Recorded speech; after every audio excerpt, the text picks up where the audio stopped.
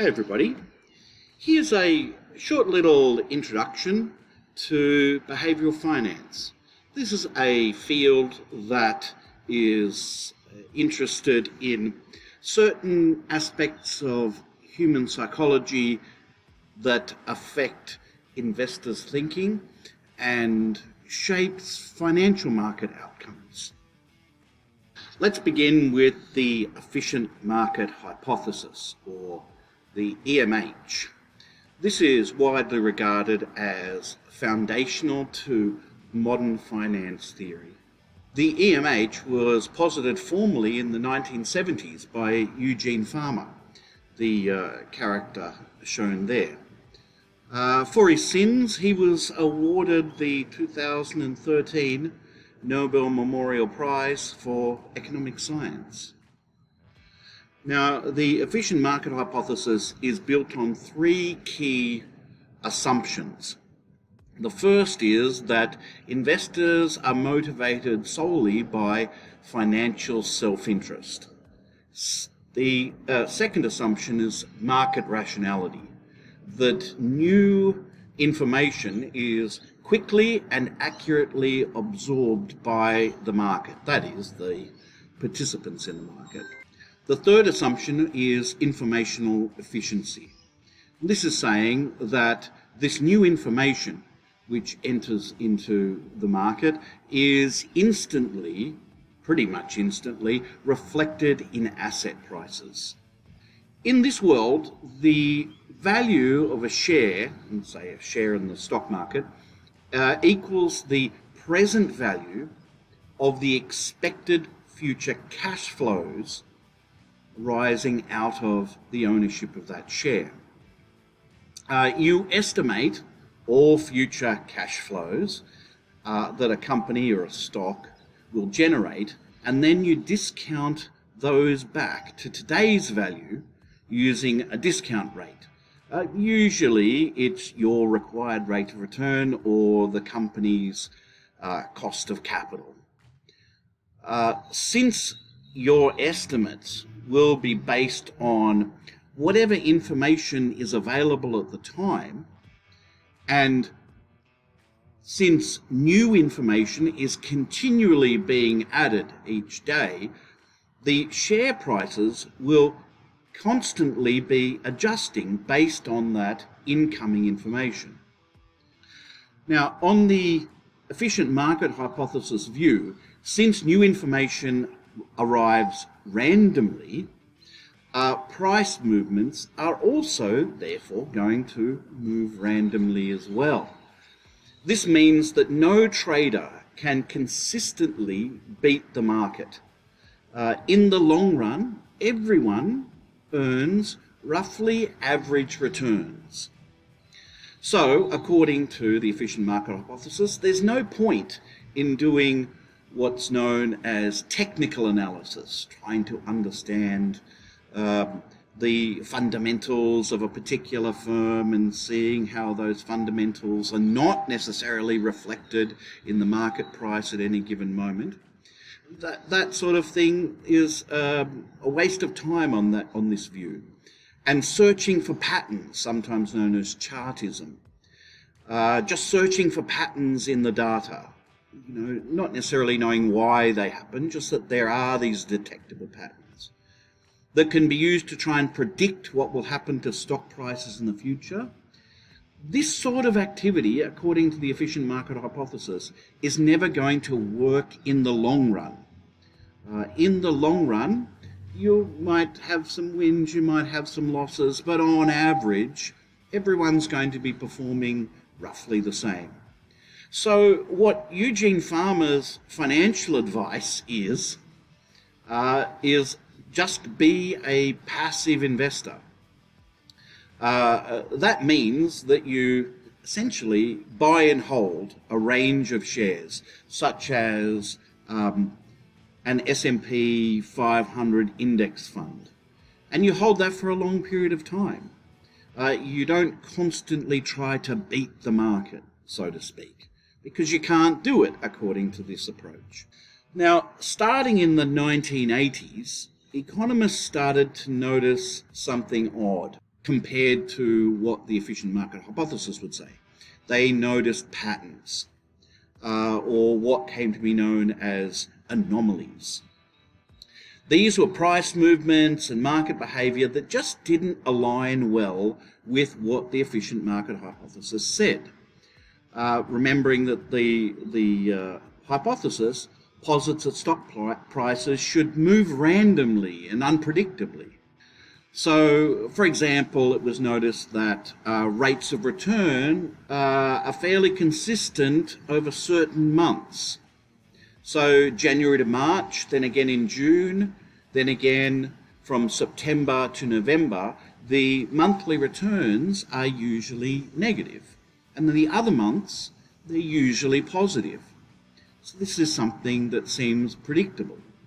Another example of an anomaly is the Monday-Tuesday effect. This is particularly noticeable in Australia. This is where stocks tend to perform worse on Mondays and Tuesdays compared to Wednesdays, Thursdays and Fridays, which seems to be a pretty clear violation of the idea that prices are only reflecting new information or that they're moving randomly or unpredictably. Another issue is about volatility. Real world prices fluctuate far more than the models based on the efficient market hypothesis would predict. This excess volatility suggests that something other than the fundamental values of stocks is driving market prices. Take this example from 2014, which is a straight up anomaly which seems very strange indeed. So in 2014, President Obama announced the normalization of US-Cuba relations.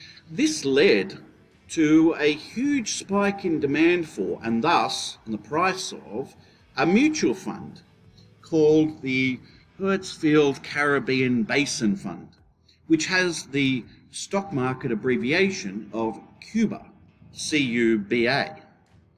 This mutual fund obviously had absolutely nothing to do with the country of Cuba, and of course, therefore, had nothing to do with the Obama announcement. Yet, stock trading morons clearly confused the two. The stock traders were obviously reacting to completely irrelevant information, which indicates a level of irrationality that really can't be explained by the efficient market hypothesis. This is where behavioural finance enters, because it challenges the assumption of perfect rationality.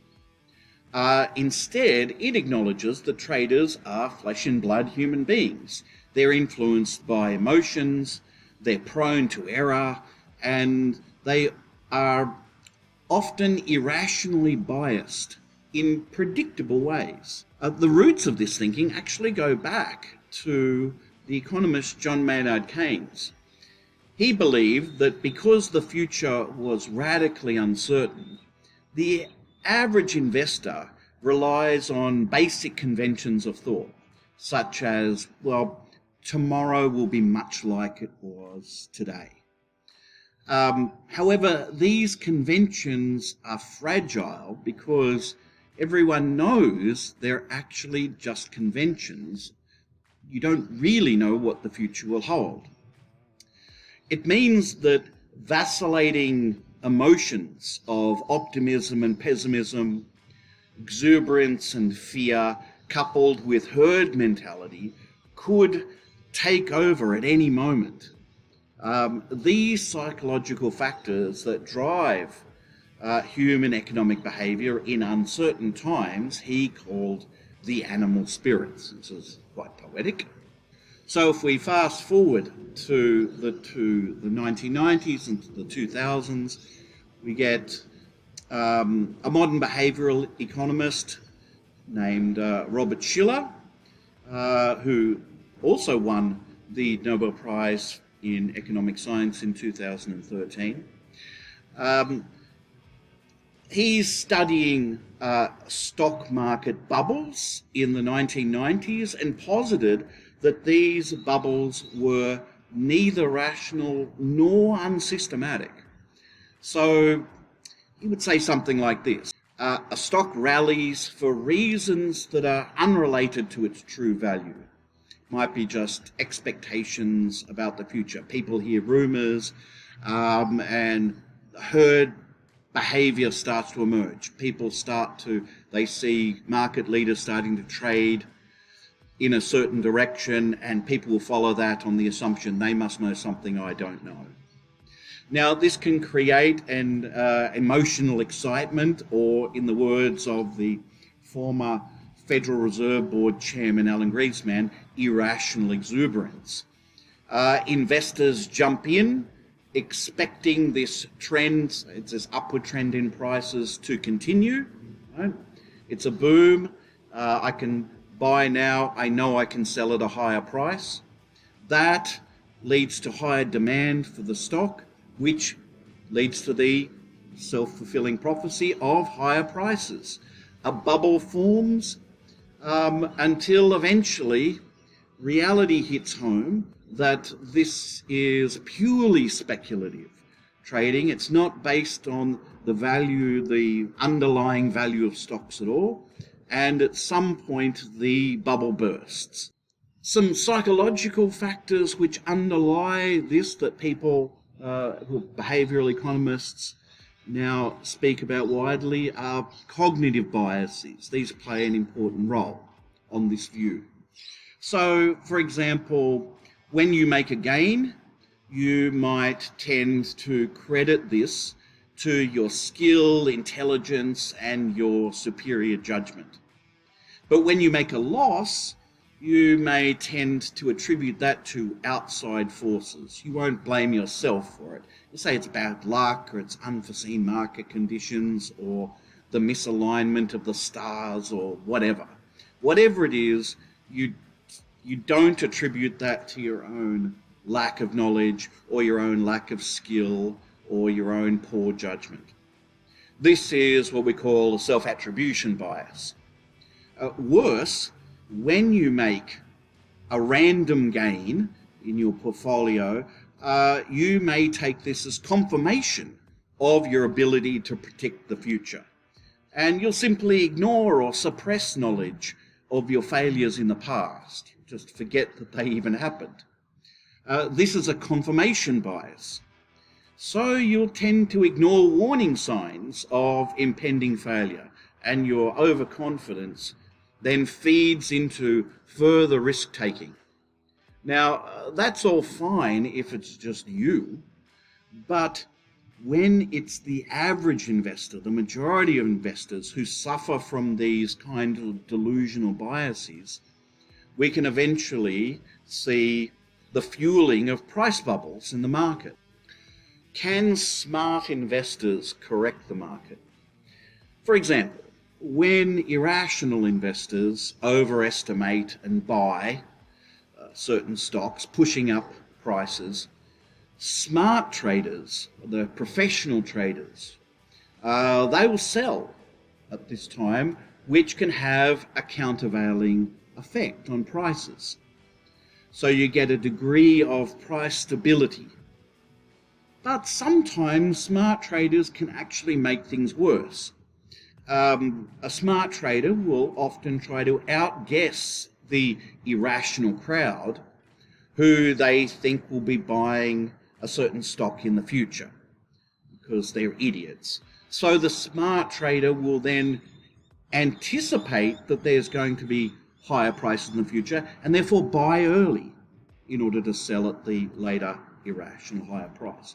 But in doing so, they can actually contribute to the increase in demand and help to spur the very bubbles that they might have otherwise prevented. And then there's Warren Buffett, who himself is something of a paradox.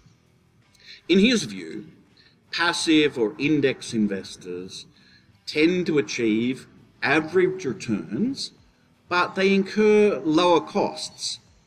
Active investors, on the other hand, tend to achieve average returns, but they face higher costs due to the extra fees and trading expenses that they accrue due to their active trading.